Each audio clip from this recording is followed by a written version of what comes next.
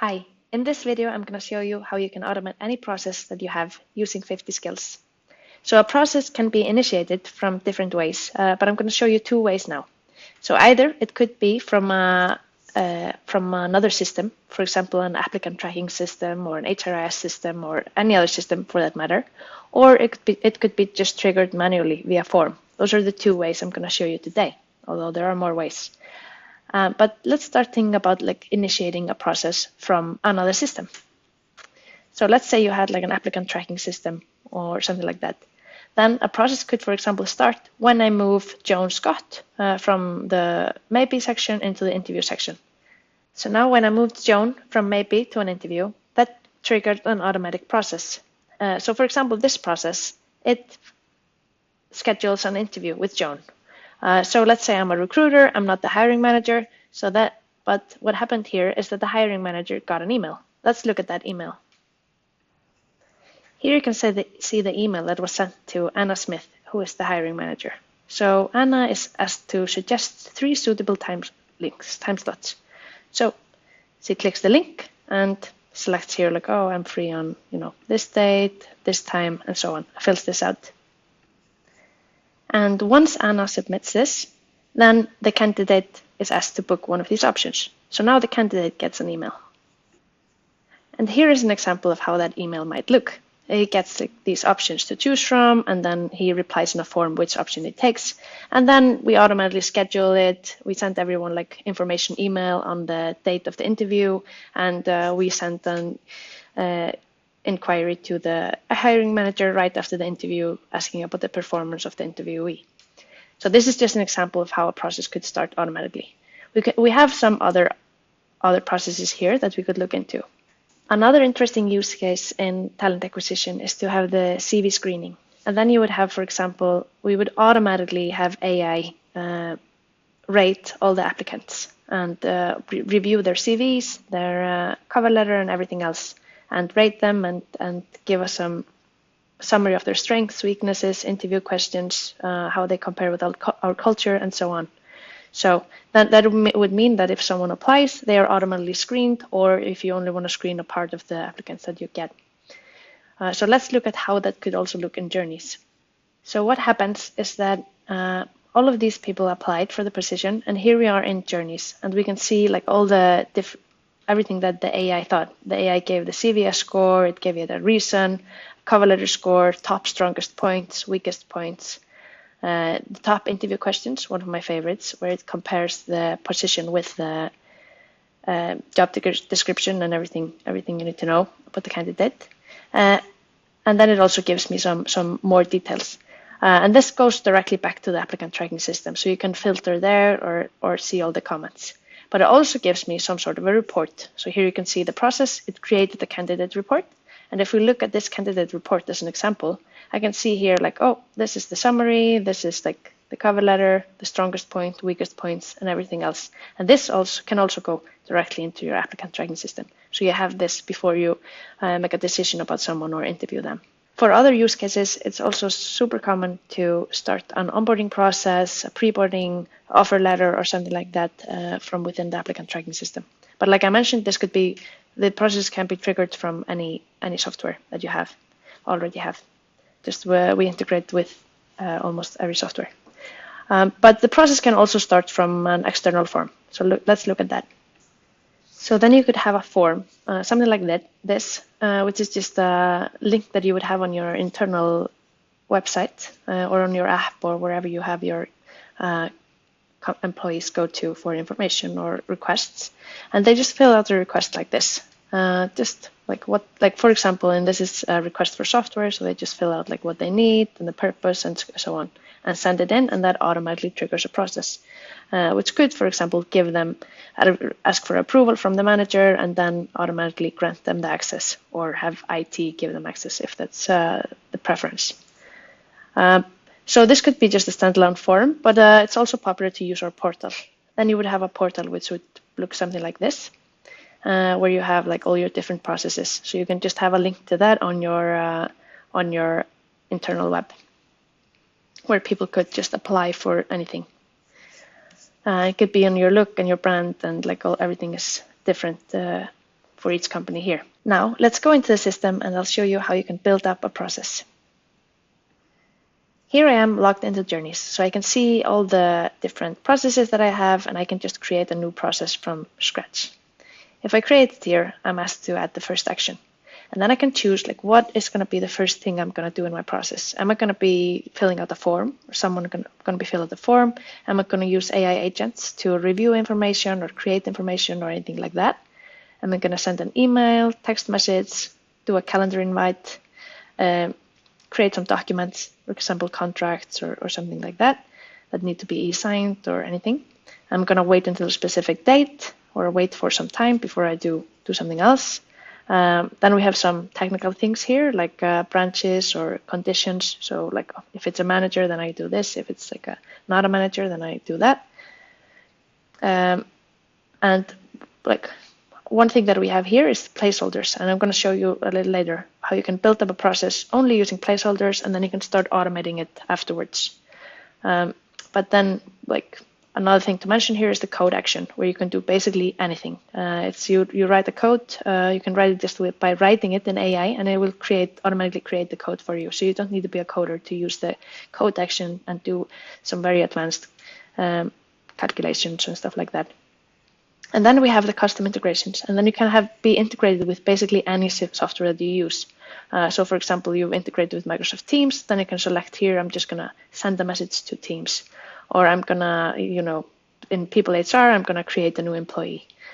So you can do all these different things with integrations. You can retrieve information to use later in your process or add just information into your systems.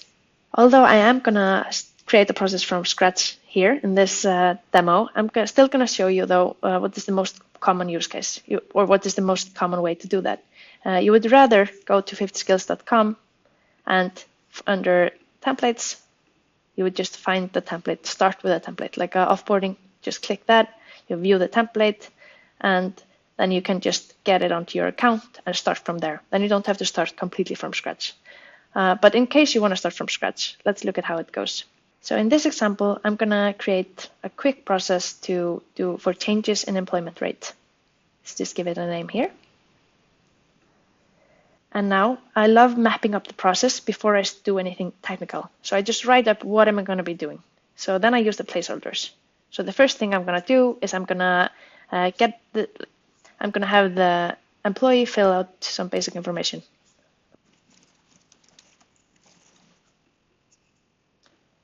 Then I'm going to have the manager approve it. Then I'm going to have the contract created. And here I'm having the contract e-signed.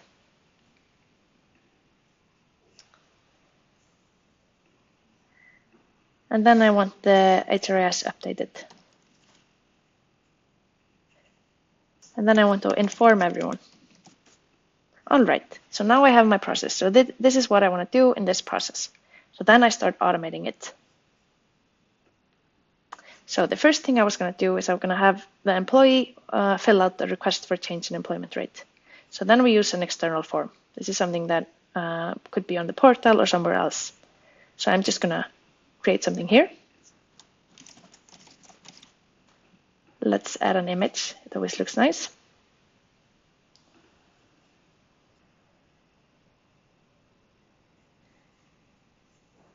We add some text.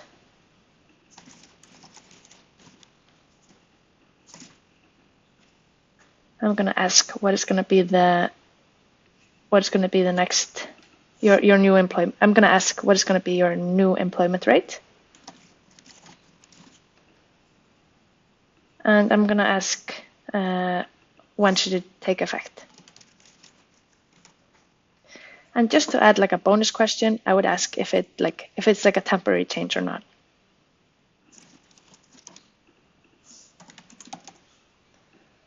And if it's a temporary change, I want to ask when should it stop take effect.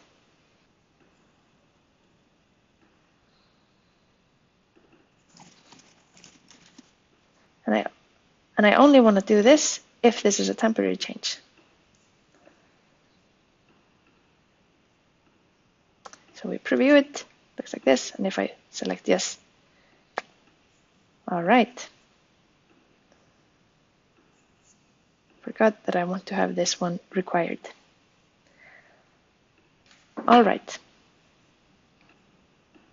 Let's give it a name here and save this form. All right, we've completed this step. It's an external form. Then we need the manager to approve it. Then we want to use a form. Just create a simple approval form.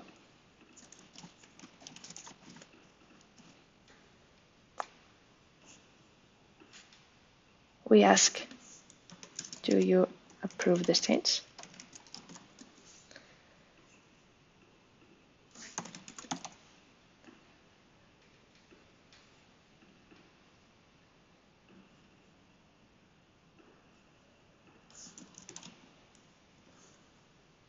And then we select this form here. And I'm going to notify the supervisor via email. So I change this to the supervisor email.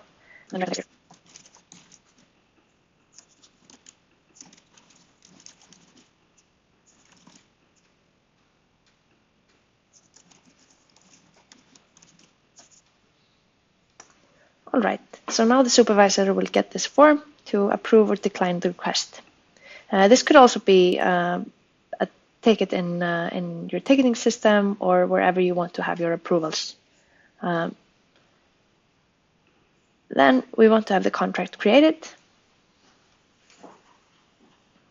So here I have like a Word template, which is just the agreement that I want to use. So it has like within these brackets, it has the variables that will be changed out for the name, the ratio, and the date of effect. So I upload it into Journeys. I just add a new document.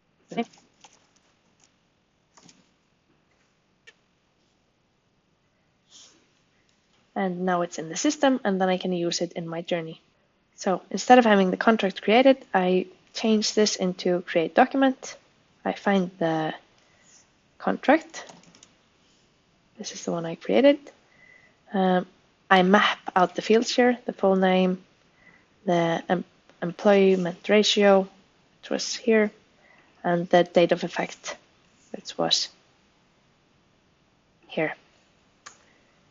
So now I've created the contract. So then I'm going to add it to e-signing. But it's one thing, before I send it to e-signing, I need to change it always to a PDF document. It's a small thing where I field map it here. And just save it.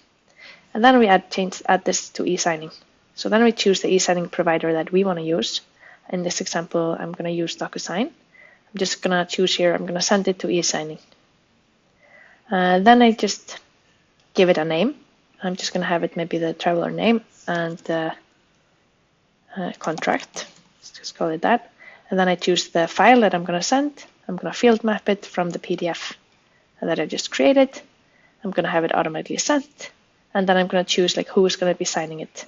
It's going to be, for example, the first name and last name of this employee. I'm going to add their email, and this is just a signer. I would also add the supervisor, but for this purpose, I will just leave it just as designed by the signee.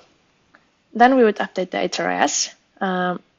We would just have to find your HRIS from the system from your integrations, and then add the information to the right places, just like I did with the e-signing and so on. And then you want to inform everyone. So let's change this just to, for example, it could be a Teams message, it could be an email, or wherever you want to inform the person. Maybe it would be most relevant just to have it an email. So then you would just choose who to send it to. I'm going to send it to this person. I'm going to send it also to the supervisor and maybe payroll or something.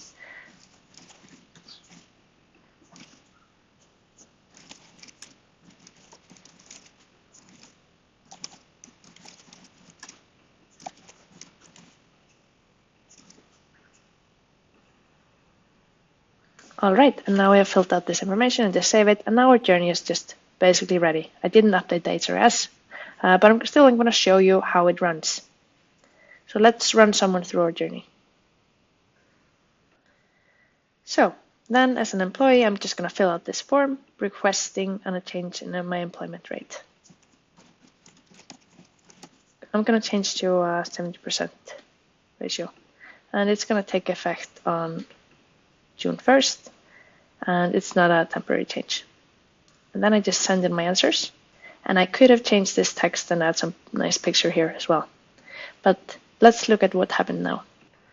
So the manager just got an email, like Brianna Smith has requested to change the employment rate to 70% from 1st of June. So I click this form to approve or then decline. And I'm just going to approve this change. And then I send this message. And then we can see here, this is Brianna's journey here.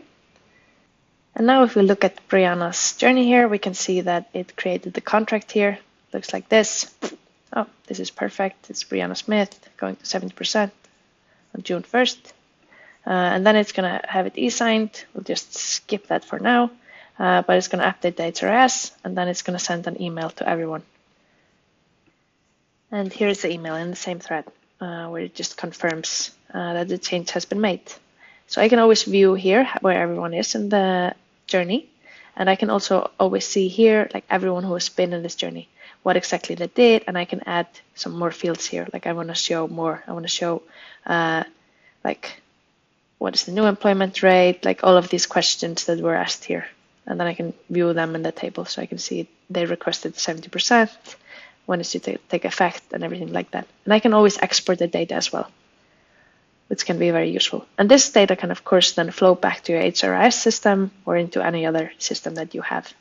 And like I mentioned, you can always go here back to the Journey Builder and edit the process. And the one thing that you will want to do after you create a simple process like this is to check if you can have AI automate some of it. So then you could just add the AI here somewhere, any step.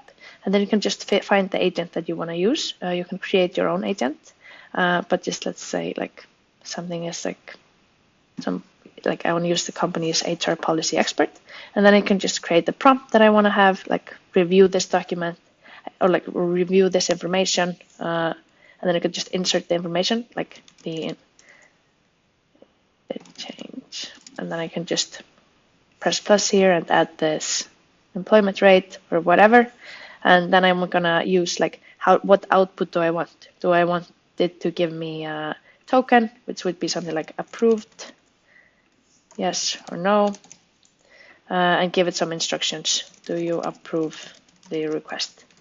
Something like that. Or is it according to company policy or whatever you want to have?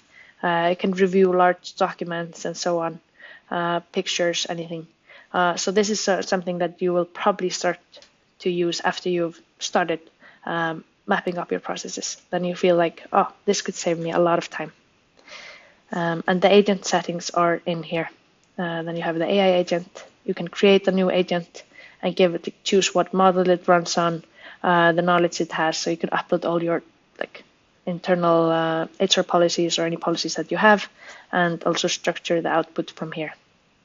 The temperature is always a question. This is like, it doesn't make anything up, like a German engineer. And here it's like more like a sleazy salesman that can just make things up if they don't know it. So good luck on creating your processes and automate them. And I'm excited to hear what you think.